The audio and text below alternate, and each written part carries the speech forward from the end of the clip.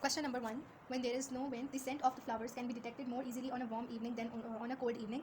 This is because the molecules of the scent dash diffusion की बात हो रही है क्योंकि डिफ्यूज़ होते हैं ना, diffuse dash then in colder conditions, यानी ज़्यादा डिफ्यूजन होती है, higher the temperature higher the rate of diffusion is directly related with temperature. So उन्होंने यहाँ पे क्या can be detected more easily on a warm evening means के temperature ज़्यादा है कोल्ड इवनिंग से, फिर मीन्स के डिफ्यूजन ज़्यादा होगी, पार्टिकल्स दूर दूर तक जाएंगे. So scent further from the flowers, yes, further दूर दूर तक जाते हैं तभी वो ज़्यादा अच्छे से डिटेक्ट हो पाते हैं. सो it's option D. Then question number 2, oxides of nitrogen from car exhaust can spread throughout the atmosphere. Okay, this occurs because gas molecules move from, ये diffusion की बात हो रही है, diffuse होते हैं, तो diffusion is the movement of gas molecules from a region of high concentration to a region of low concentration by a process called, yes, diffusion है, so it's option A. Then question number 3, in which substance are the particles furthest apart at room temperature? So furthest apart किस मतलब solid liquid gases में से 3 states होती हैं, so gases में सबसे ज़्यादा दूर होता है. तो अब हमने देखना है कि हमारे पास इसमें से कौन सी गैस है, गैस नहीं तो फिर लिक्विड पे जाएंगे. एथेनॉल इज अ लिक्विड, तो ये नहीं होगा. Methane is a gas at room temperature, so yes. Salt is again a solid and then sugar is also a solid, तो option B. Question number 4, a yellow precipitate is formed in the reaction shown. 5 drops of aqueous potassium iodide or 5 drops of aqueous lead to nitrate डालें, so lead iodide form हो रहा है. Yellow precipitate forms after a few minutes. How is the precipitate formed? So यहाँ से दोनों diffuse करेंगे और when ये इस पॉइंट पे पहुँचेंगे तो दे विल रिएक्ट, और रिएक्ट कब करेंगे, जब ये एक दूसरे के साथ मिल जाएंगे यहाँ, ठीक है. सो पार्टिकल्स कोलाइड पहले डिफ्यूज़ होगा, फिर डिफ्यूज़ होकर वो पास पहुँचेंगे, then they will collide, and collide करने के बाद रिएक्ट करेंगे, क्योंकि कोलाइड के बगैर रिएक्ट कर नहीं सकते. So it's option C. Then question number 5. An experiment is carried out to separate a mixture of two dyes during chromatography. A line is drawn on a piece of chromatography paper and a spot of dye mixture placed on it. The paper is dipped into a solvent and left for several minutes. Okay. Which statement about this experiment is correct? The dyes must differ in boiling points. No. वो उसकी बात करें कि क्यों different spots form होते हैं. Boiling points की बात तो नहीं, वो तो हम फ्रैक्शन डिस्टिलेशन में कंपेयर कर रहे होते हैं. The dyes must differ in solubility in the solvent. Yes, जो जितना ज़्यादा सॉल्युबल होगा उतना ऊपर जाएगा, उसकी RF वैल्यू उतनी ज़्यादा होगी. करेक्ट हो गया. Then the line must be drawn with ink. No, ink से बनाएंगे तो हमारे रिजल्ट्स को अफेक्ट करेगी, क्योंकि इंक में भी डाई प्रेजेंट होते हैं, तो वो भी कोई ना कोई स्पॉट फॉर्म हो जाएगा, इंप्योरिटी की तरह एक्ट करेगी. The line must be place below the solvent level. No, it must be place यहाँ पे थोड़ा सा सॉल्वेंट लेवल से हल्का सा ऊपर. ये सॉल्वेंट लेवल है, तो हम पेपर यहाँ पे रख रहे हैं ना, तो लाइन हल्की सी ऊपर होनी चाहिए ताकि वो वाटर ऊपर पेपर एब्जॉर्ब करे, वाटर आइस से ऊपर ट्रैवल करके ये स्पॉट के अंदर जो डाइज है उन्हें मूव करवाए. सो ऑप्शन डी भी रॉन्ग है एंड बी करेक्ट है कि डिफरेंट सॉल्युबिलिटीज़ होनी चाहिए डाइज की. Question number 6. The diagram shows how the molecules in the exhaust gases diffuse into the air. Okay, exhaust gases और यहाँ पे क्या हो रहा है, diffuse हो रही हैं. So, which statement describes what happens to these molecules next? The molecules fall to the ground because they are heavier than the air molecules. No, वो तो diffuse करते जाएंगे, so this is wrong. वो दूर जितना दूर जा सकेंगे उतना दूर जाएंगे, from a region of high concentration to a region of low concentration. The molecules go back together as a cool. No, यहाँ पे बॉइलिंग थोड़ी हुई थी, स्टेट चेंज नहीं था, डिफ्यूजन हुई थी. The molecule spread further into the air. Yes, वो फर्दर स्प्रेड करेंगे हर डायरेक्शन में. Then the molecule stay where they are. No, diffuse करते हैं तो इट मीन्स कि वो डिफरेंट डायरेक्शन पे स्प्रेड आउट हो रहे हैं depending upon the concentration. So option C is correct. Then question number 7. Aqueous lead to nitrate and aqueous potassium iodide are added to a dish containing water as shown. यहाँ पे lead nitrate है, यहाँ aqueous potassium iodide. A yellow precipitate forms after a few minutes, तो वो yellow precipitate होगा lead to iodide. और वो किस तरह से फॉर्म होगा, यहाँ पे ड्रॉप्स आइस से डिफ्यूज होगी, दोनों सब्सटेंसेस यहाँ पहुँचेंगी, यहाँ पे कोलाइड करेंगे, रिएक्शन हो जाएगा. So which process occurs before the precipitate forms? Precipitate form हो रहा है उस टाइम पे तो जो रिएक्शन हो रहा है वो हो रहा है, लेकिन उससे पहले क्या हुई थी, डिफ्यूजन हुई थी. डिफ्यूज होकर हुआ था, distillation no, fermentation no, filtration no, diffusion option A. Question number 8. The diagram shows a cup of tea. Which row describes the water particles in the air above the cup compared with the water particles in the cup? So जो cup के अंदर है definitely वो liquid की form में है, okay, और जो कप से बाहर है वो वेपर्स की फॉर्म में, गैस की फॉर्म में. सो गैस के अंदर पार्टिकल्स, अच्छा आप देखते हैं मूविंग फास्टर किसके अंदर मूव करते हैं, डेफिनेटली गैस के अंदर. सो येस, इन गैस, क्योंकि वहाँ पे हाई टेम्परेचर होता है, हाई टेम्परेचर की वजह से ही वेपर्स फॉर्म होते हैं ना, and temperature is directly related to kinetic energy, और kinetic energy is directly related with velocity का स्क्वायर. सो जितना हाई टेम्परेचर होगा, यहाँ पे हाई है, उतनी ज़्यादा काइनेटिक एनर्जी, जितनी ज़्यादा काइनेटिक एनर्जी उतनी ज़्यादा वेलोसिटी यानी स्पीड, तो इसलिए दे आर मूविंग फास्टर. और क्लोज टुगेदर कहाँ पे, अच्छा अबव द कप वाली की बात हुई, अबव द कप वाले ऐसे moving faster. Close together no, close together कहाँ पे, लिक्विड में. गैस में तो जितने दूर हो सकते हैं वो चले जाते हैं, so they are not close together. Option B. Question number 9. Which changes do the particles move? In which changes do the particles move further apart? तो further apart, ओके, ये सॉलिड है, मैंने कम टाइटली पैक बनाया लेकिन इससे ज़्यादा होता है. सॉलिड से अब हम लिक्विड की तरफ जा रहे हैं, सो ये हो जाएगा, एंड लिक्विड टू गैस जा रहे हैं, समथिंग लाइक दिस. और इसी को हम ऑपोजिट उसमें भी ला सकते हैं. मैं इन्होंने जो लिखा मैंने उसका ऑपोजिट एक्चुअली ड्रॉ कर दिया. इस साइड से हम देखें like this. Okay, so solid to liquid वाले को इन्होंने नाम दिया था X, liquid to gas was W. Similarly liquid to, अच्छा लिक्विड टू गैस इज नहीं है, ऑपोजिट का gas to liquid was W, ये डब्ल्यू है.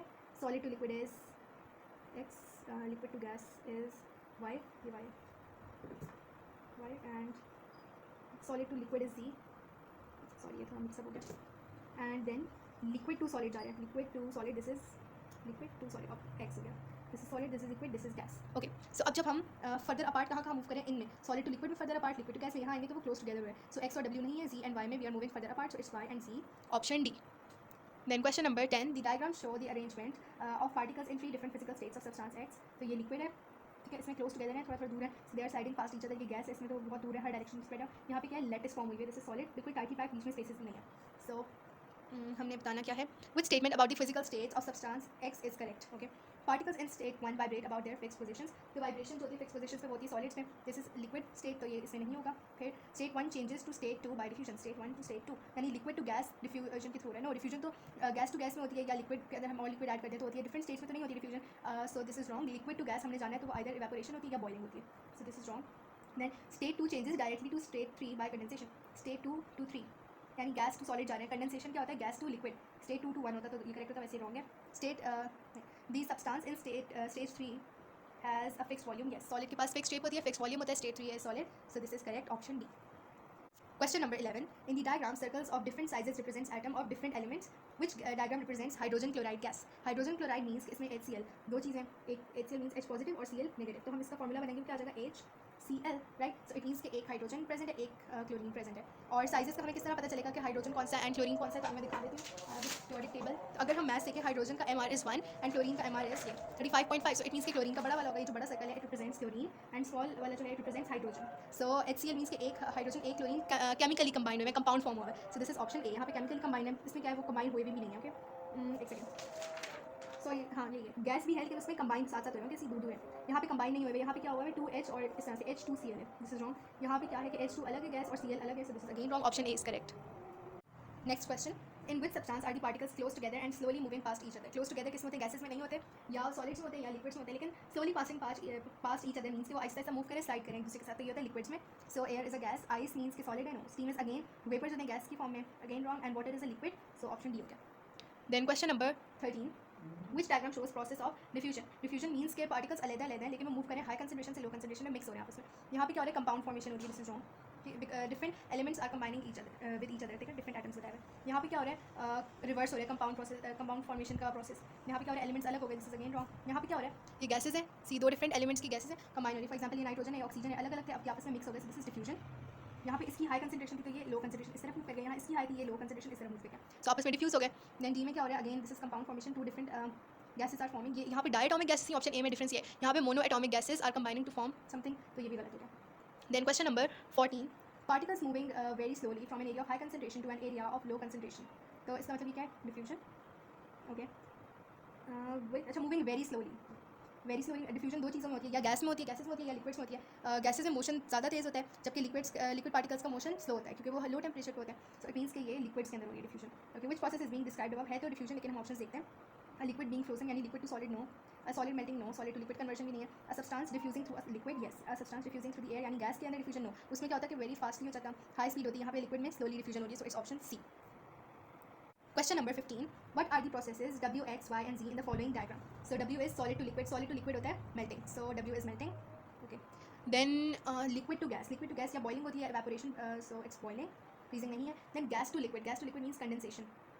Okay. So एक मिनट, sorry. X है इसमें Y ये वाला है. Okay, this is Z, condensation Z है. Sorry, मैंने अल्फाबेट नहीं देखा. फिर liquid to solid means कि freeze किया जा रहा है. So freezing and all correct. Option C. Question number 16.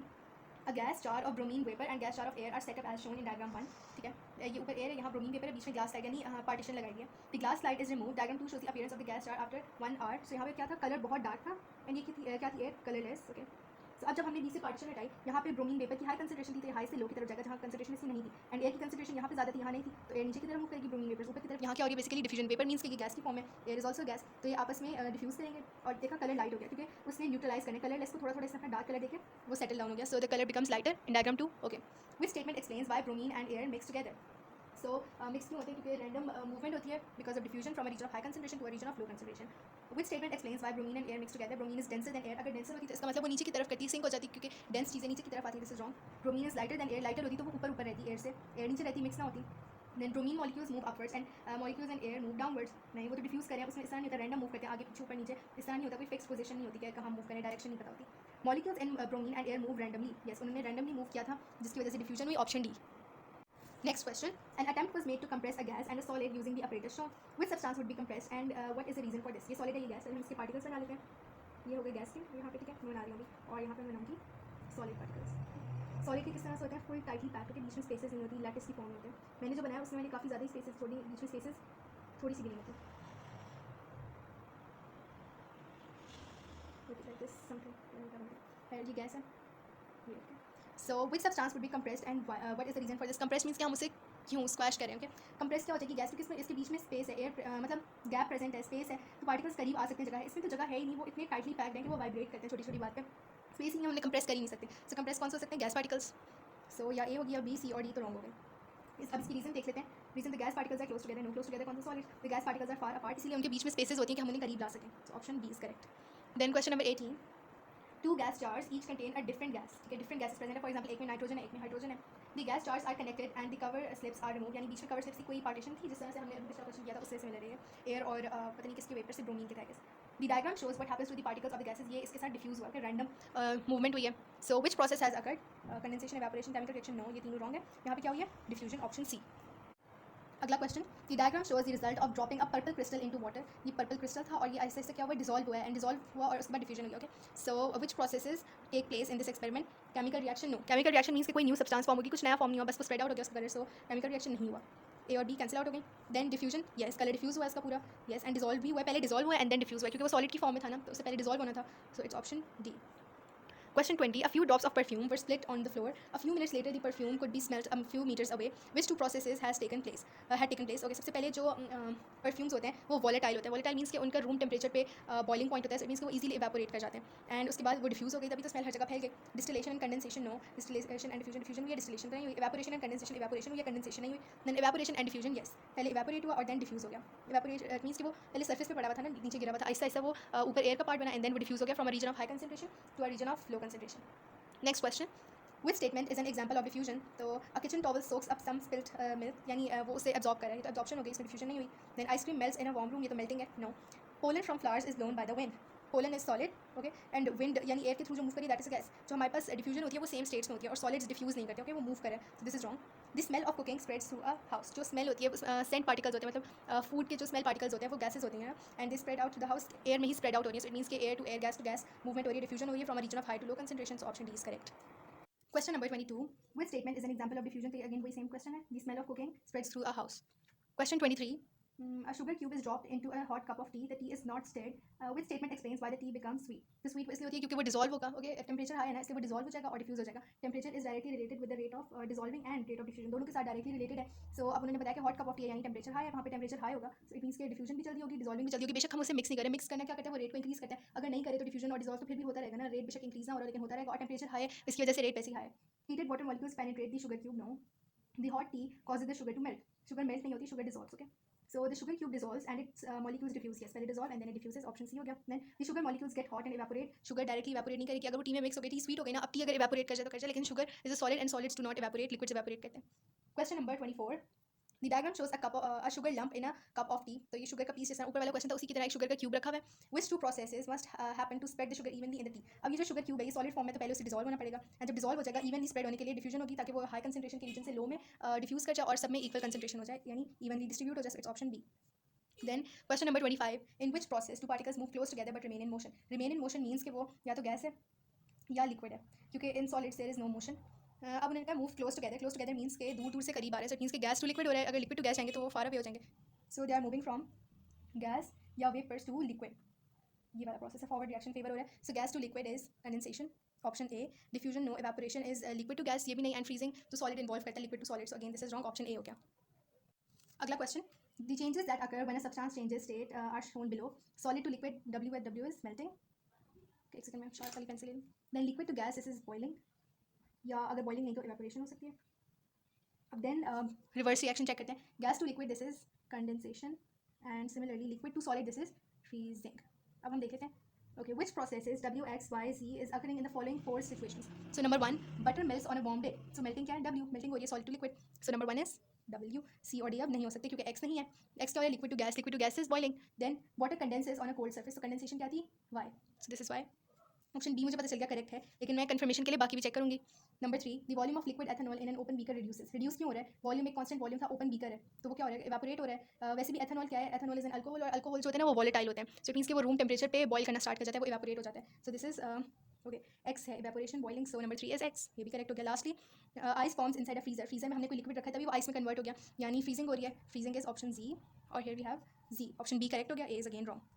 Then question number 27. The change of state takes place. So which change of state takes place during evaporation? So evaporation is liquid to gas. Liquid to gas, option B.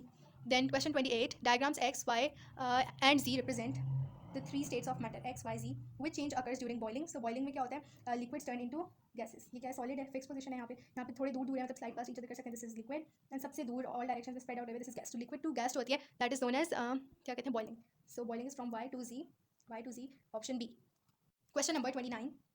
The diagram shows an experiment to demonstrate diffusion. Cotton wool soaked in hydrochloric acid. Hydrochloric acid is HCl. Okay. Ammonium chloride यहाँ पे form हो रहा है. Cotton wool soaked in ammonia solution. Ammonia यानी gaseous ammonia को liquefy किया हुआ है. Ammonia is NH3. ओके. और अगर सोल्यूशन की फॉर्म है तो मे बी वाटर के साथ मिक्स होगी, लेकिन ऐसे NH3 ले लिया. ओके. अमोनिया सोल्यूशन, हाँ NH3 यानी लिक्विफाई किया हुआ है अमोनिया गैस को.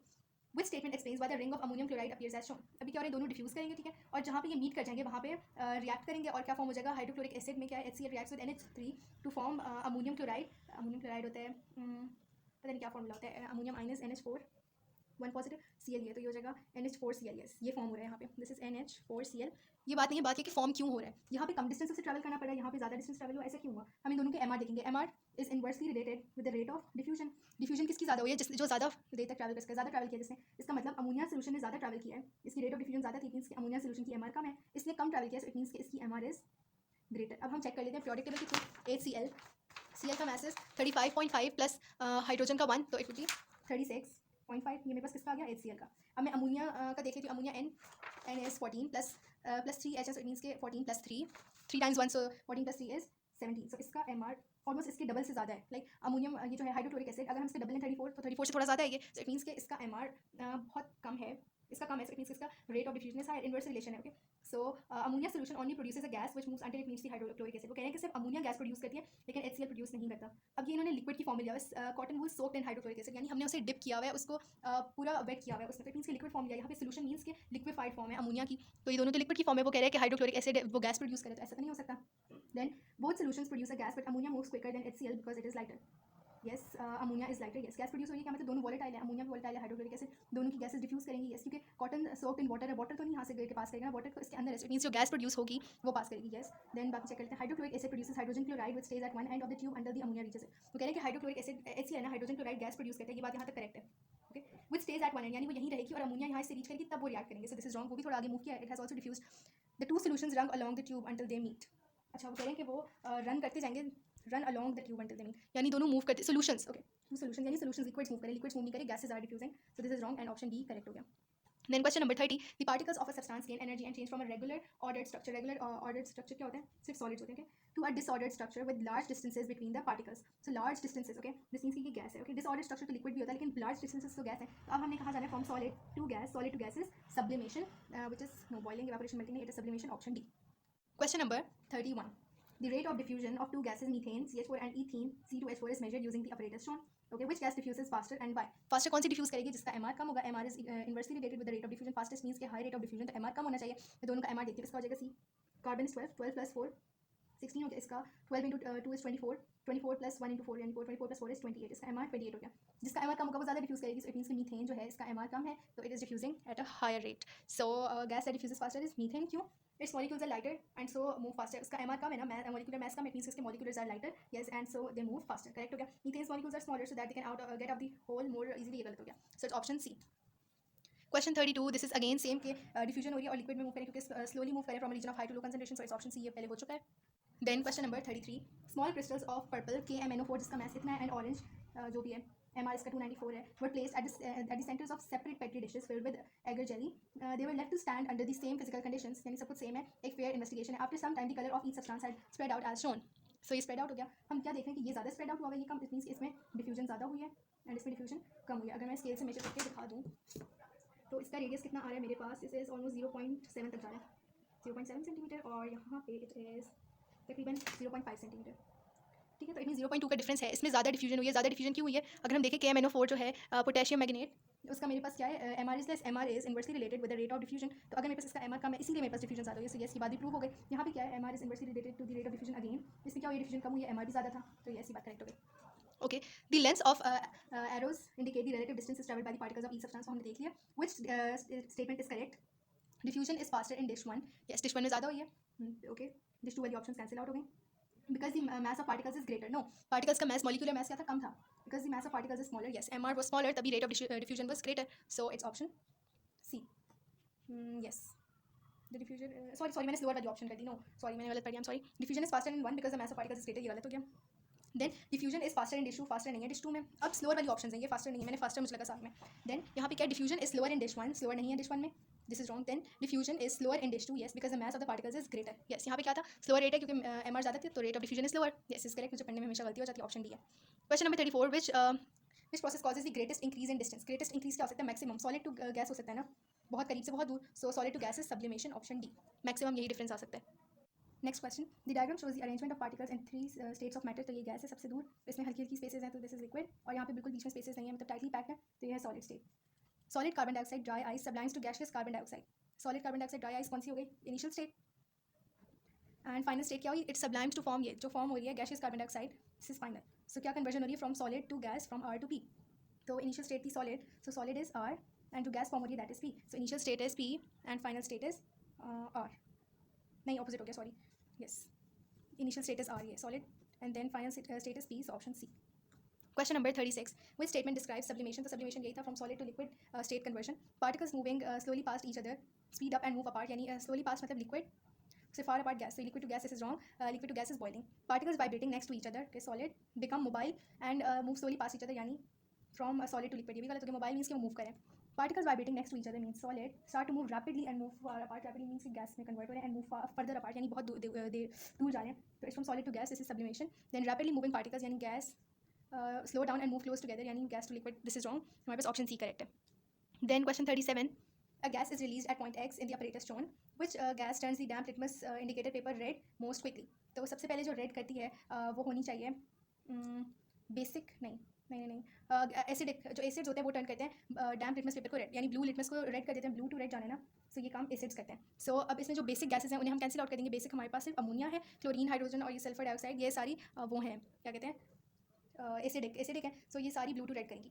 अब मैं क्या करूँगी कि मैं सारों के MR चेक करूँगी. MR is inversely related with the rate of diffusion. जो सबसे पहले डिफ्यूज हो जाएगी वो यहाँ तक सबसे पहले पहुँचेगी. सो रेट ऑफ डिफ्यूजन मुझे हाई चाहिए ताकि जल्दी से कलर चेंज आए, तो इसका मतलब मैं MR लो लूँगी. जिसका MR सबसे कम है वो सबसे पहले डिफ्यूज कर जाएगी. So now I need to calculate the MRs. Chlorine का हो जाएगा 35.5 इंटू 2. 35.5 into 2 is 71.